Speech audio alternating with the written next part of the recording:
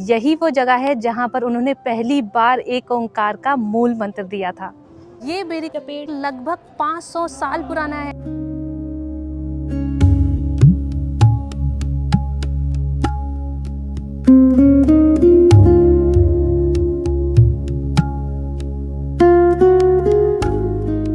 आज मैं आपको लेकर चल रही हूँ पंजाब की पवित्र नगरी सुल्तानपुर लोधी में, जहाँ स्थित है गुरुद्वारा श्री बेर साहिब। वही स्थान जहाँ गुरु नानक देव जी ने अपने जीवन के लगभग 14 साल बिताए। सुल्तानपुर लोधी पंजाब के जालंधर से करीब 50 किलोमीटर दूर कपूरथला डिस्ट्रिक्ट में स्थित है।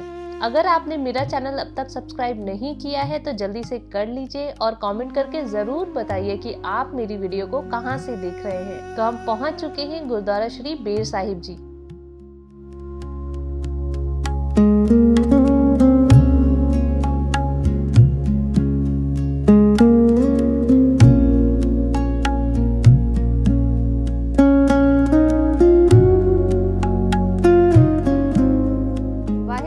खालसा वाहेगुरु जी की फतेह। मेरा नाम सोनम है और आज मैं आपको लेकर आई हूँ पंजाब के सुल्तानपुर लोधी के बेर साहिब गुरुद्वारे में। तो चलिए पहले हम दर्शन करते हैं इस पावन स्थान के।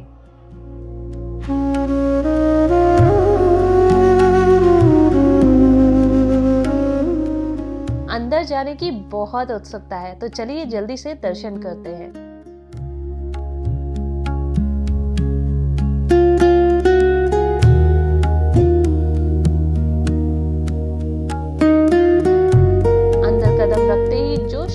महसूस होती है वो अलग ही है। चारों तरफ हरियाली, निर्मल हवा और गुरबानी की मधुर धुन। यहाँ के पूरे वातावरण में बहुत सुकून है।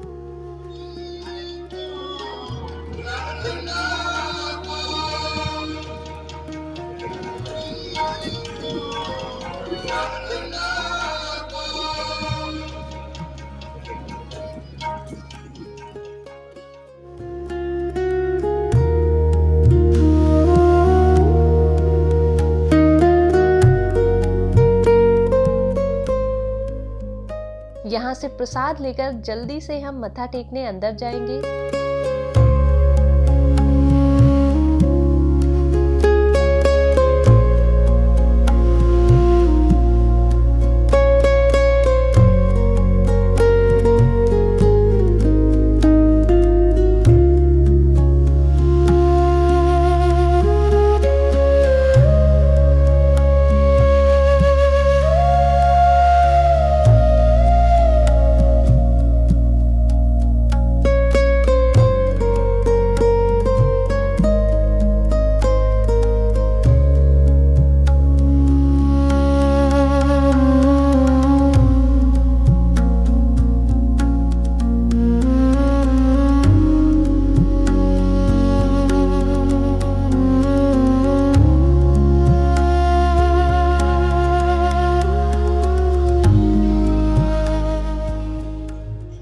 देखिए इन दीवारों पर कितनी सुंदर नक्काशी की गई है और दूसरी तरफ गुरबानी के अनमोल वचन लिखे गए हैं। यहाँ के शांतिपूर्ण वातावरण में अशांत मन भी शांत हो जाए।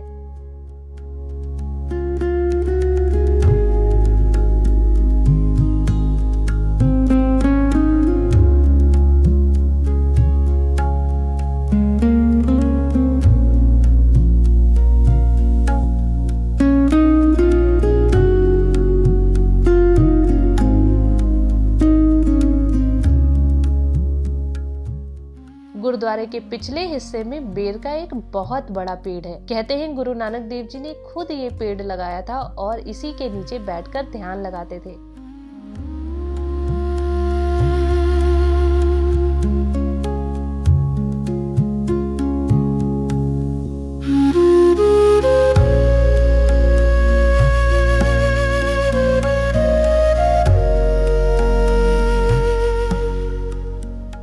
चौदह साल 9 महीने और 13 दिनों तक उन्होंने यहाँ तप किया था। सोचिए 500 साल बाद भी ये पेड़ आज भी एकदम हरा भरा है।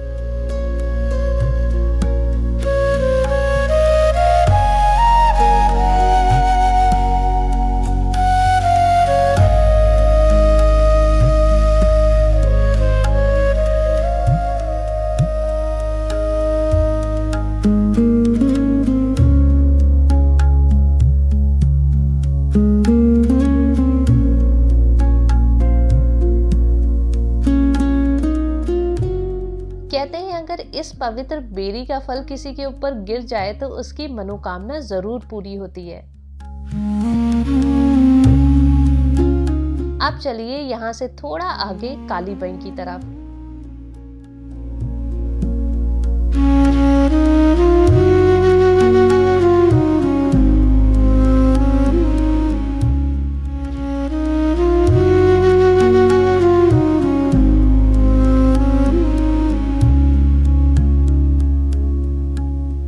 ये है यहाँ की कालीबई।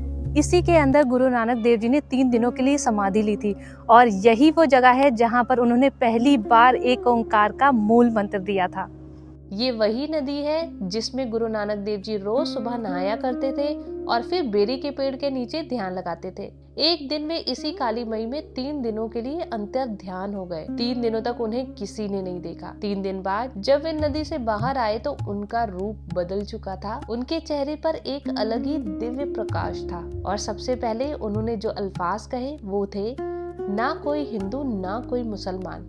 इसका अर्थ था कि सब इंसान एक है, यानी मनुष्य सबसे पहले एक मनुष्य है, किसी में कोई भेद नहीं है। इसी स्थल से गुरु नानक देव जी ने अपनी पहली उदासी की शुरुआत की, यानी उनकी पहली लंबी यात्रा पूरी दुनिया में वाहे गुरु का संदेश फैलाने के लिए।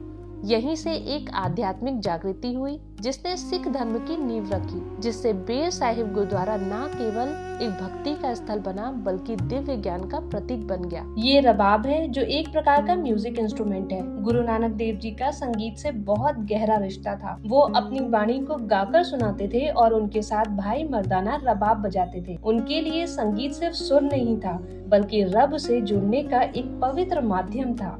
अब हम यहाँ का लंगर चखेंगे।